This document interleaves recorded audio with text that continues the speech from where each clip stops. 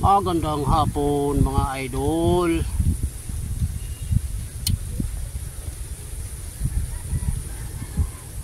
Sa bandang Luzon ngayon, di ko alam kung bumabaha pa, pero dinala lahat sa Luzon yung tubig, yung ulan. Baha doon, panay baha, landslide. Pero dito sa Leyte, isang buwan ng El Nino, kawawa yung mga palay mga idol, kawawa. Ayan o, bitak. Mula nung itinanim hindi pa nagkatubig.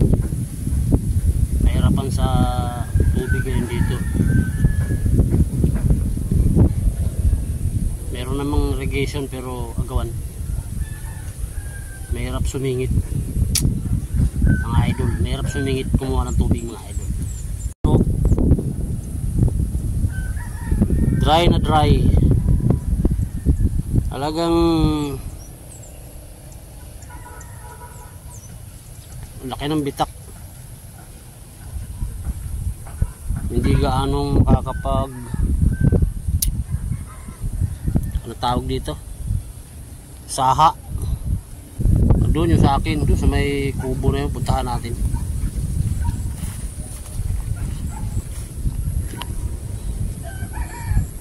Yun, yung nilinis kong kubo, pinagkabalahan ko yan. Isang linggo kong pinutulan ng puno. Puntahan natin doon.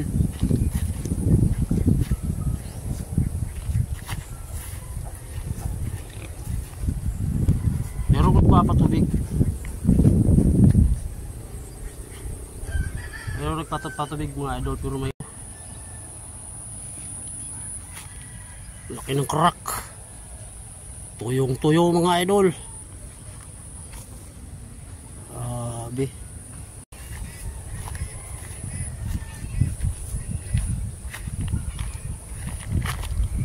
Tayo sa may baganda roon. Diyan yung aking taniman sa may kubo.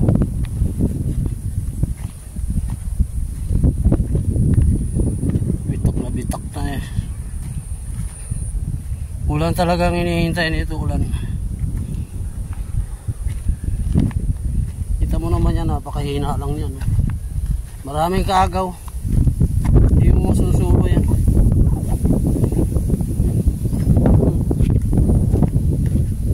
El Nino eh, napunta lahat sa Luzon yung tubig eh. Dito wasak na yun, wala na eh.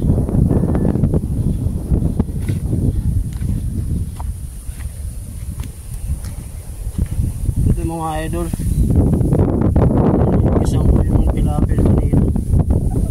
Ito yung akin, tinanim ng 28 nung June. Ngayon ay August na, isang buwan na may gito. Buwang tubig.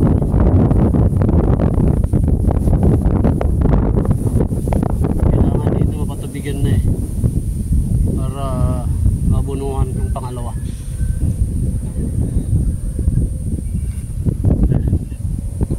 Apat na ano lang yan idol, apat na kahon lang yan sa akin dito. Pang konsumo mga idol, pang konsumo hanggang doon sa kubo na yun hanggang dito. Kasi yung panglima, nilagyan ng kubo, maraming itik dati dyan sa biyanang ko. Wala na yung biyanang ko. Mahirap na mag-itik dyan, naglagay ko ng itik. Pinatay ng mga asong gala, inubos, patay. Bubuhay na lang yata yung palay nito sa hamog sa umaga. Hamog at hangin. Isang buwan mga idol, mula nung itinanim ito nung 28 ng June hanggang ngayon, August, di pa umuulan. Nila bitak na rin, no? Bitak na, nakakapagpatubig pa yan. Yung sa akin ang kawawa, hindi natubigan. Ito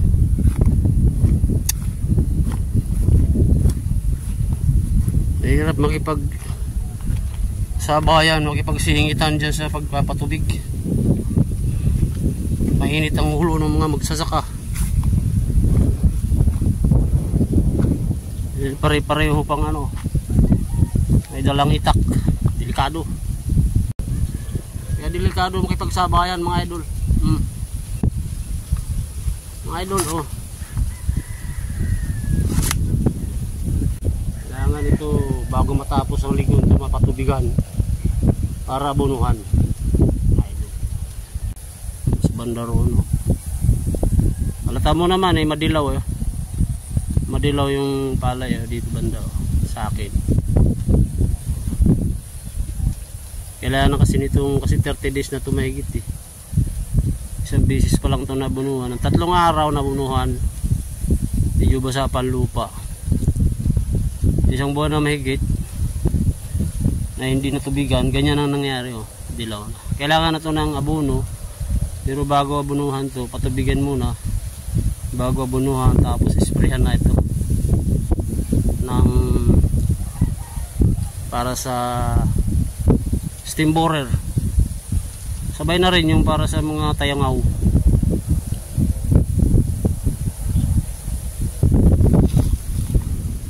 Yung nga pala yung pinagkakabalahan ko naman nakarang linggo mga idol. Ayan, napakaraming puno sa gilid ng tagpilapil na ito. Hanggang doon may kabilang dulo ng niyog. Niyog ito eh. Doon sa dulo, kanto-kanto may niyog yan. Pinaniman ko rin ng mga ibang niyog, mga bonsai. Ayan. Kaya lang mga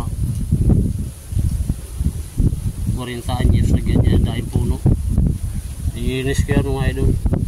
Ayan, napakarami niyang kahoy na tinanggal ko ayun.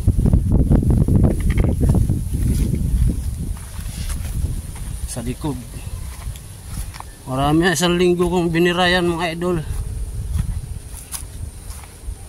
kasi tirahan ng daga to, pati kubra. Daming panggatong. Itong isang puno na ito binalatan ko na lang, saka yung isa. Pero itong bandaroon na mahogani, yun, hindi ko na tinanggal. Binalatan ko na lang yung puno kasi inabot, nagtanim na sila dito, kabila, saka doon. Babagsakan niya pag pinutol ko yung puno.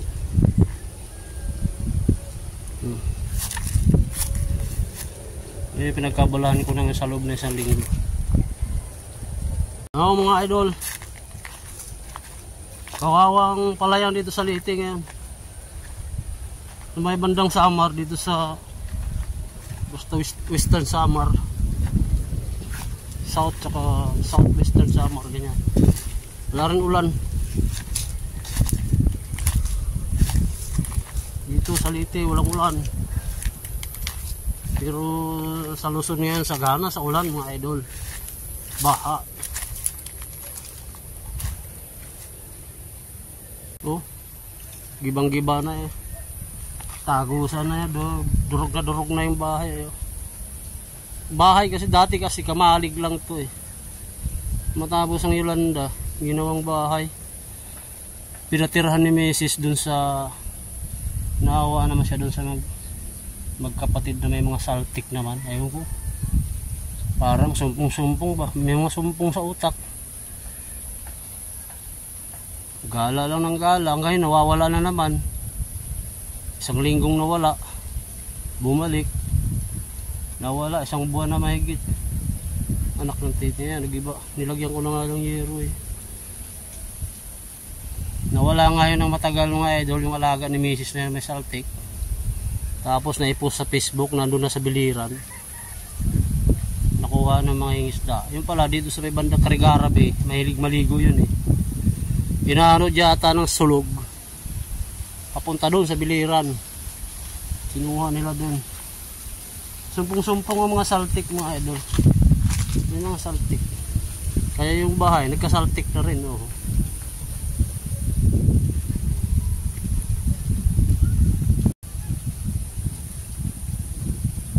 Noon mga idol, kahirapan sa tubig ngayon dito. Hindi natin alam kung anong resulta nitong ating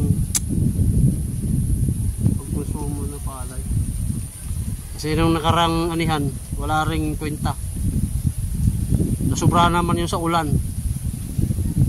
Mula nung itananim hanggang sa pag-ani ulan. Apa, yung dalawa sa ako papagiling mo, 30 kilos lang. Naapa tuloy. Maganda ang palay, lalaki, tubo, taba.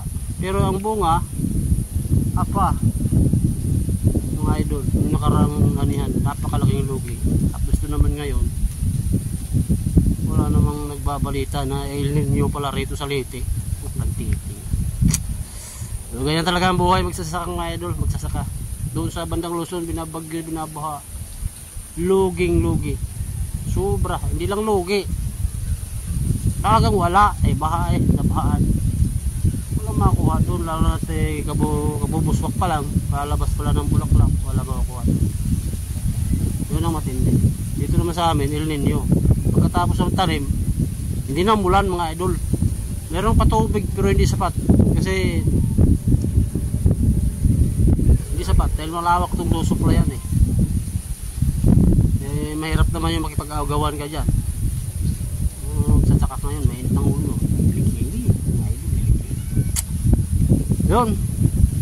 Ang mga baguhan dyan sa channel ko, mag-subscribe ka man kayo dyan. Like, kahit like lang, okay na sa akin yun. Para makatikim naman tayo dito ng kahit pambili ng bensin, wala pa ito na aking channel. Napakatagal na ito, 2021 pa. 5 years lang mga idol, 5 years lang. Walang nangyayari dito. Naman nakasamba ako dito.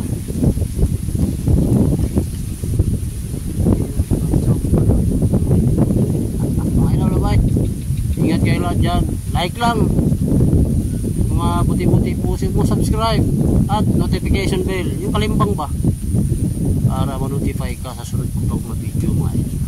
Malay mo sa mga darating na tao.